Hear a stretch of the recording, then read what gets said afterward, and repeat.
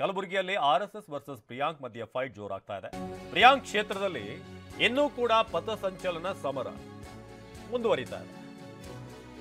ಚಿತ್ತಾಪುರ ಮಾತ್ರ ಅಲ್ಲ, ಮತ್ತೆರಡು ಕಡೆ ನಿರಾಕರಣೆ ಆಗಿದೆ. ಬಹುತೇಕ ಎಲ್ಲ ಕಡೆ ಕೂಡ ಪಥಸಂಚಲನ ಆಗಿದ್ರೆ ಚಿತ್ತಾಪುರದಲ್ಲಿ ಮಾತ್ರ ಇದು ಯಾಕೋ ಸ್ವಲ್ಪ ವೈಯಕ್ತಿಕವಾಗಿ ಹೋಗ್ತಾ ಇದೆಯಾ ಅನ್ನೋ ರೀತಿಯಾಗಿ ಕಾಣಿಸ್ತಾ ಇದೆ. ಎರಡು ಕಡೆ ಪಥಸಂಚಲನಕ್ಕೆ ಅಧಿಕಾರಿಗಳಿಂದ ನಿರಾಕರಣೆ. ಸೇಡಂಪಟ್ಟಣ ಹಾಗೆ ಕುಮ್ಮನ ಶಿರ್ಸಗಿ ಎರಡು ಗ್ರಾಮಗಳಲ್ಲೂ ಕೂಡ ಪಥಸಂಚಲನಕ್ಕೆ ಅವಕಾಶವನ್ನು ನೀಡಿಲ್ಲ. ಸೊ ಆರ್ಎಸ್ಎಸ್ ಪಥಸಂಚಲನಕ್ಕೆ ಅವಕಾಶ ಕೊಡದೆ ನಿರಾಕರಣೆ. ಎಷ್ಟರ ಮಟ್ಟಿಗೆ ಅಂತಂದರೆ ಇದು ಈಗ ಕೋರ್ಟ್ ಮೆಟ್ಟಿಲೇರಿದೆ. ಸೊ ಚಿತ್ತಾಪುರ ಮಾತ್ರ ಅಲ್ಲ, ಮತ್ತೆರಡು ಕಡೆ, ಒಂದು ಸೇಡಂ ಟೌನಲ್ಲೂ ಕೂಡ ಅವಕಾಶವನ್ನು ಕೊಟ್ಟಿಲ್ಲ. ಹಾಗೆ ಕುಮ್ಮನ ಶಿರ್ಸಿಗೆ ಎಲ್ಲೂ ಕೂಡ, ಈ ಗ್ರಾಮದಲ್ಲೂ ಕೂಡ ಪಥಸಂಚಲನಕ್ಕೆ ಅವಕಾಶ ಕೊಟ್ಟಿಲ್ಲ. ಸೇಡಂನಲ್ಲಿ ನಿರ್ಬಂಧದ ಮಧ್ಯೆಯೂ ಕೂಡ ಆರ್ಎಸ್ಎಸ್ ಪಥಸಂಚಲನ ನಿನ್ನೆ ಸೇಡಂ ಪಟ್ಟಣದಲ್ಲಿ ಭಾರಿ ಹೈಡ್ರಾಮಾ ಆಗಿತ್ತು. ಪಥಸಂಚಲನ ಮಾಡಲು ಹೊರಟಿದ್ದಂತ ಕಾರ್ಯಕರ್ತರು ಗಣವೇಷಧಾರಿಗಳನ್ನ ಪೊಲೀಸರು ಅಲ್ಲಿ ವಶಕ್ಕೆ ಪಡೆದಿದ್ರು. ರಾಜ್ಯ ಸರ್ಕಾರದ ನಿರ್ಧಾರವನ್ನು ಖಂಡಿಸಿ ಬಿಜೆಪಿ ಆಕ್ರೋಶ ವ್ಯಕ್ತಪಡಿಸಿದೆ.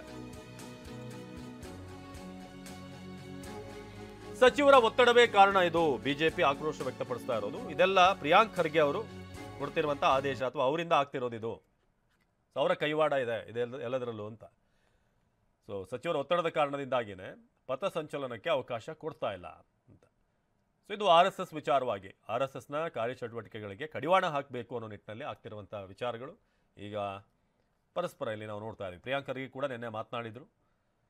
ಸುದಾದ ನಂತರ ಈಗಲೂ ಕೂಡ ಅವರು ಪರ್ಮಿಷನನ್ನು ಕೇಳುವಂಥದ್ದನ್ನು ಸೂಕ್ತ ರೀತಿಯಾಗಿ ಕೇಳಿದ್ರೆ ಅದು ಕೊಡೋದಾ ಏನು ಅನ್ನೋದ್ರ ಬಗ್ಗೆ ನಾವು ಯೋಚನೆ ಮಾಡ್ಬೋದು. ಸೊ ಕೋರ್ಟಲ್ಲೂ ಕೂಡ ಈಗ ನವೆಂಬರ್ 2ನೇ ತಾರೀಕು ಪಥಸಂಚಲನ ಅಂತ, ಯಾಕಂದರೆ ಇನ್ನೊಂದು ಕಡೆ ಭೀಮ್ ಆರ್ಮಿ ಪಥಸಂಚಲನ ಕೂಡ ಆಗೋದ್ರ ಬಗ್ಗೆ ಅಲ್ಲಿ ಪರ್ಮಿಷನ್ ಕೇಳಲಾಯಿತು. ಎರಡೆರಡು ಪಥಸಂಚಲನಕ್ಕೆ ಅವಕಾಶ ಕೊಟ್ಟರೆ ಗೊಂದಲ ಉಂಟಾಗುತ್ತೆ, ಕಾನೂನು ಸುವ್ಯವಸ್ಥೆಗೆ ಸಮಸ್ಯೆ ಆಗುತ್ತೆ ಅನ್ನೋ ನಿಟ್ಟಿನಲ್ಲಿ. ಇದು ಸೇಡಂನಲ್ಲಿ ನೀವೀಗ ನೋಡ್ತಿರುವಂಥ ದೃಶ್ಯ. ನಿನ್ನೆಯ ಪಥಸಂಚಲನ ಸೇಡಂ ಪಟ್ಟಣದಲ್ಲಿ ಆಗಿತ್ತು. ಗಣವೇಷಧಾರಿಗಳು ಪಥಸಂಚಲನ ನಡೆಸಿದ್ರು ವಿರೋಧದ ನಡುವೆಯೂ ಕೂಡ.